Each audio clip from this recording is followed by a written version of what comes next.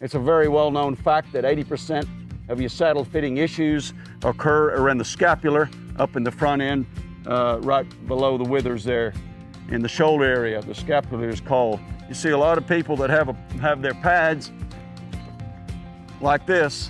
You can see what happens is that the edge of this pad will start rubbing on them right there. And not only that, it's very, it's very common when you're going up and down a ravine or going down in a creek and up a hill, those pads have a tendency to keep sliding back.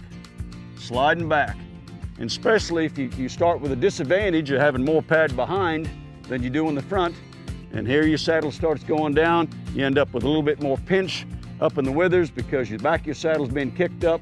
All those things can occur just because you didn't have enough pad in front of your saddle. This is what I like to have. I like to be able to pull that all the way up there, all the way up. I get on the other side and I do the same thing. In front of this, I pick the saddle up, the withers. I like to be able to pull all that up there, have enough airflow because this pad is contoured, which means it's contoured the flow of the back.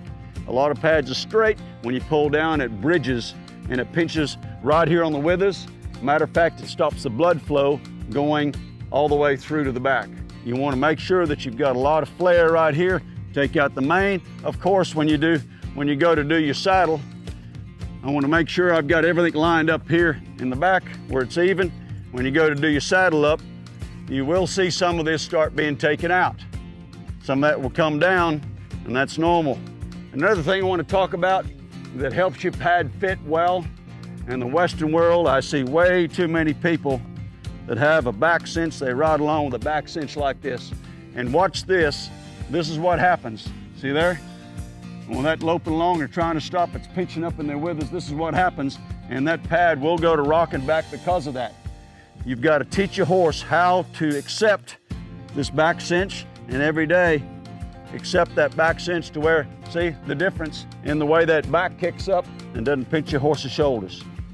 So anyway, that's a little tip there to help you get started. Remember, having a good quality pad put on correctly with a good quality saddle will help the longevity of your horse.